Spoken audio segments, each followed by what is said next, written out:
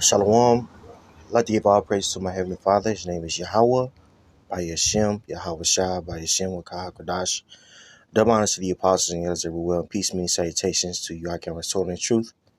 I watch my brother, Tazama of the GMS Dallas camp, sit down on Nate, breakdown of the mark of the beast.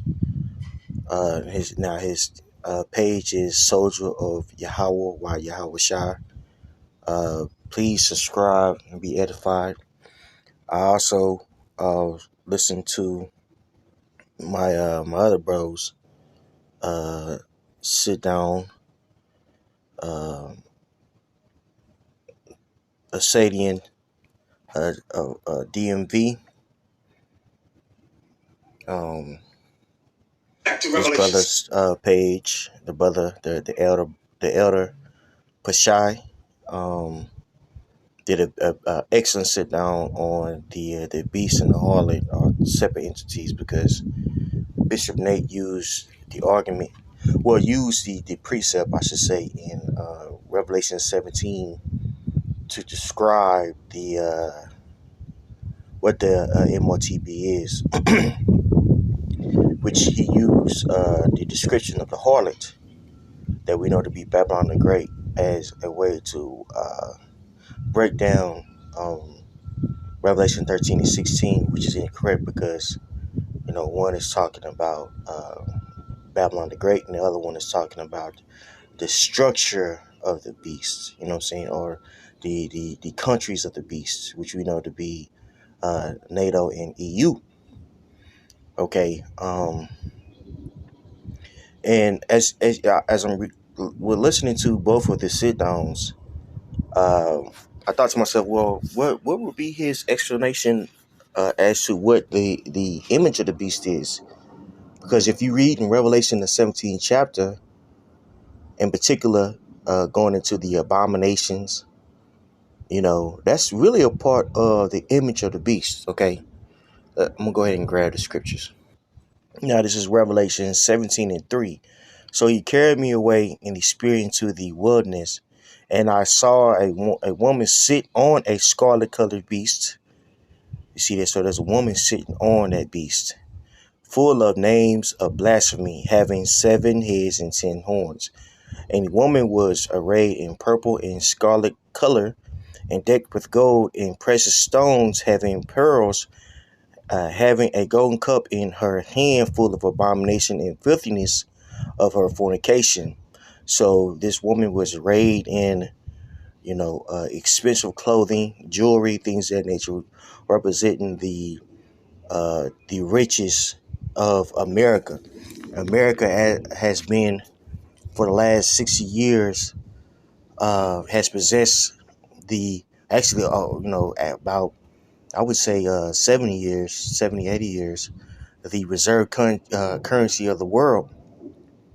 And with the reserve currency of the world, America is able to dictate certain contracts, globally speaking, which makes certain products very inexpensive for this place. This is why this place is number one in uh, imports, which is, buying things from other countries because the American dollar is so strong. Okay. So with uh, the currency being so strong, America is able to live deliciously off the backs of these other nations by proxy wars, misinformation, essentially witchcraft. Okay. And with that, with them ruling the world, they're able to push their the culture on the world, the hegemony on the world, which hegemony means dominance on the world, and induce the whole world to live after the way uh, of uh, uh, of Western culture. This is the image of the beast. This is not that's not the mark of the beast. Okay, this is not the mark of the beast. All right, and we know it not to be mark of the beast because the people are said to buck up because of the living uh, because of the lifestyle in which these the Americans, Babylon the Great, has pushed on the people. Okay, people are going to get fed up with that image of the beast, and it's going to influence these other nations to come against Babylon the Great. This is not talking about that mark. That mark is a totally other thing. Jeremiah 51:7. Behold, Babylon has been a golden cup in Yahweh's hand that made all the earth drunken. The nations have drunken of her wine. Therefore, the nations are mad.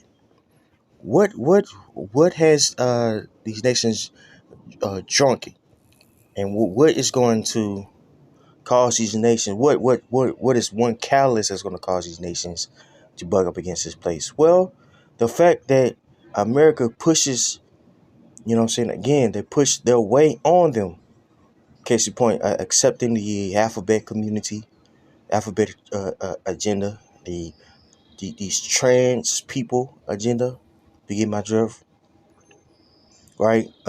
Capitalism, feminism, all these things America pushes on the people, to force them to be like them, which is which is the image of the beast. It's not, and in order for you to worship that image of the beast, what do you have to do? Well, you have to sin. You have to accept sin.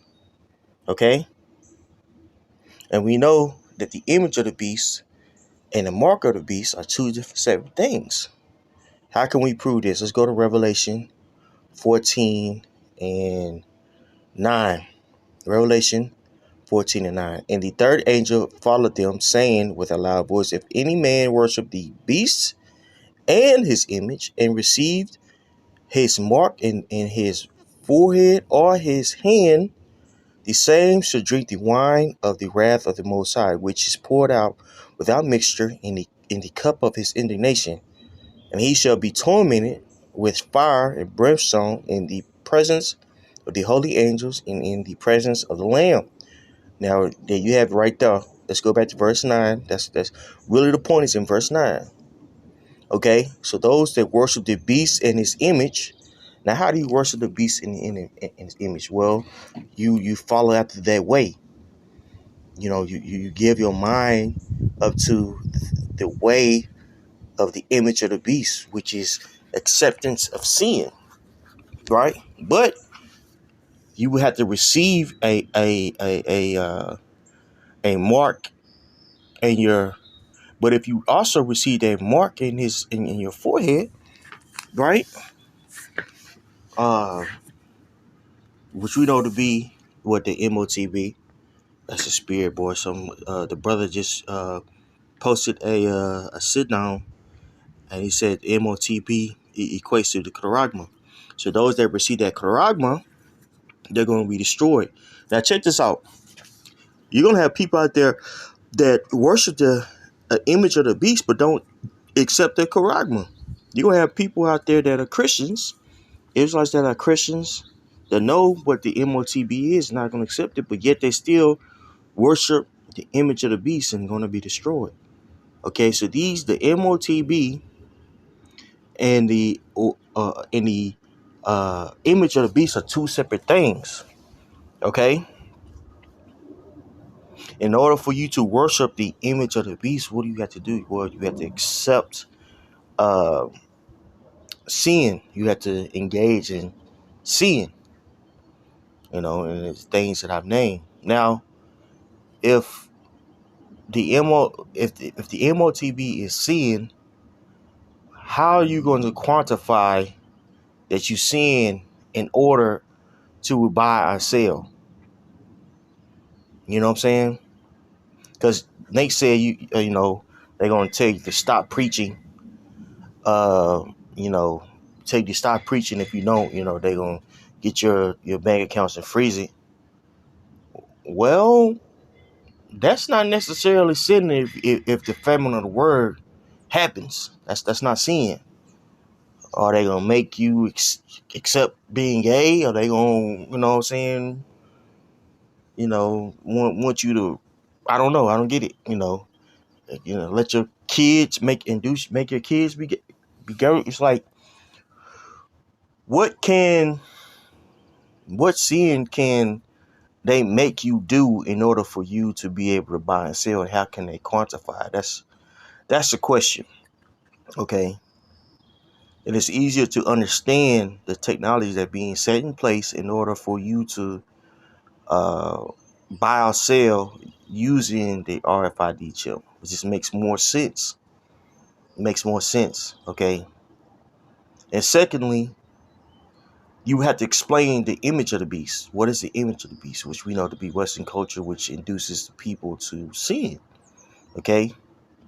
We've seen something similar going on um, during the time of the Maccabees. Okay, when uh, you had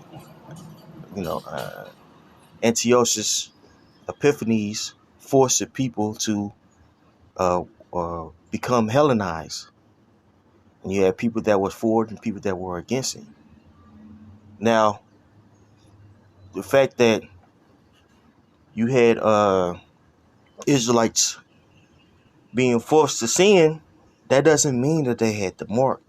That means that the people who engaged in it were was was uh, was was worshiping, you know, uh, other gods, if you will, right? Which is similar to what we see going on now. People are worshiping that image of the beast. Okay, I'm gonna get an account for you.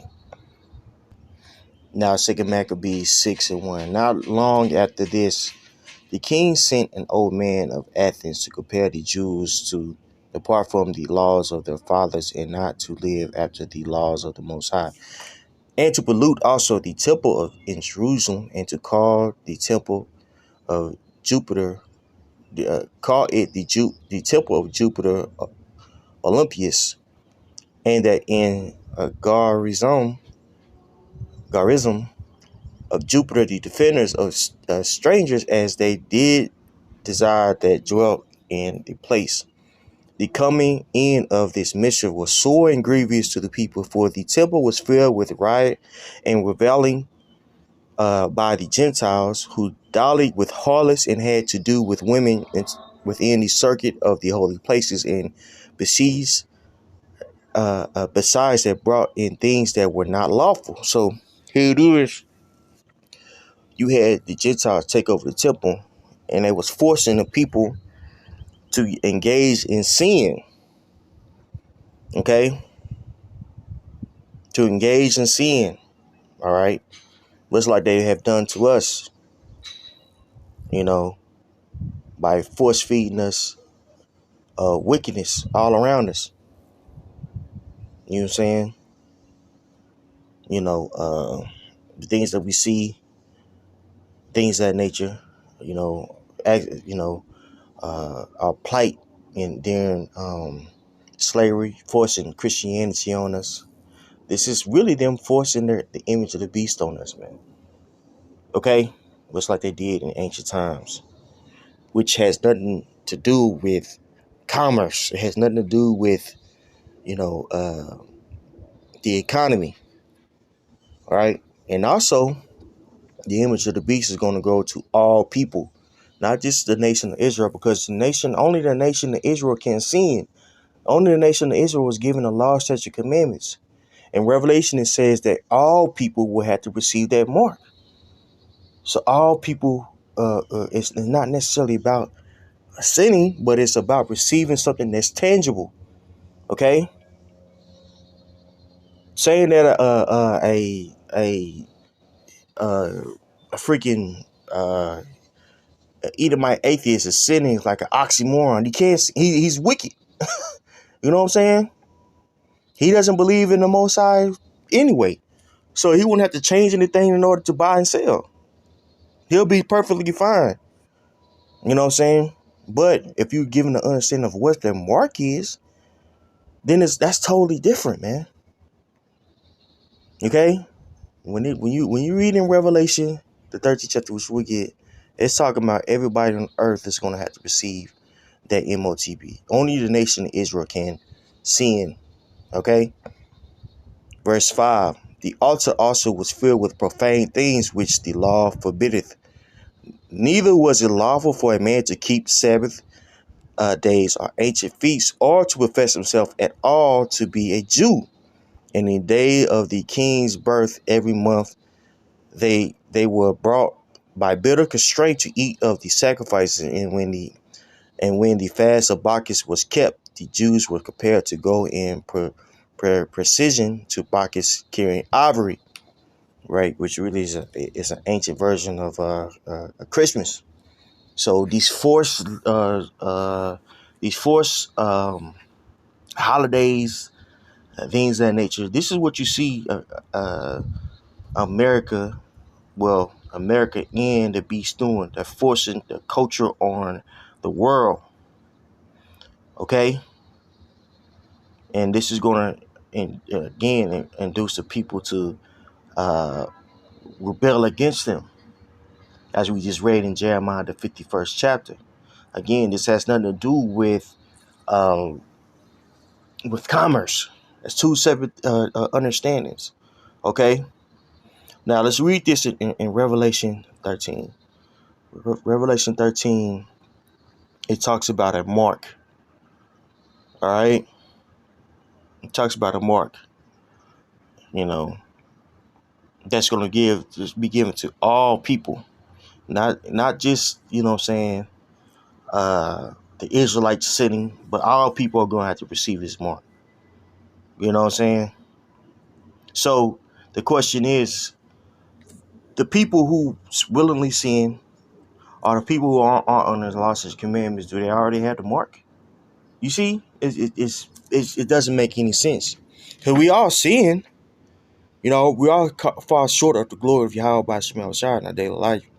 So is it, going to be amplified? Is it going to be something that you're going to have to show that you're sinning in order to receive the mark? And what about the people who already sin? What are people who are adamantly against these scriptures? Do they already have the mark? It's just, it doesn't make any sense. Okay? Let's go back to it. It says Revelation 13 and 14. Uh let me see here. I'm thinking about starting up. Well, okay, Revelation 13:11. And I beheld another beast coming out of the earth, and he had two horns like a lamb, and he spake as a dragon. This is going to the two parties of America, the Republicans and the Democrats, and they speak as if they're for the people, as if they're humble, but they're really uh, inducing the people to worship the image of the beast.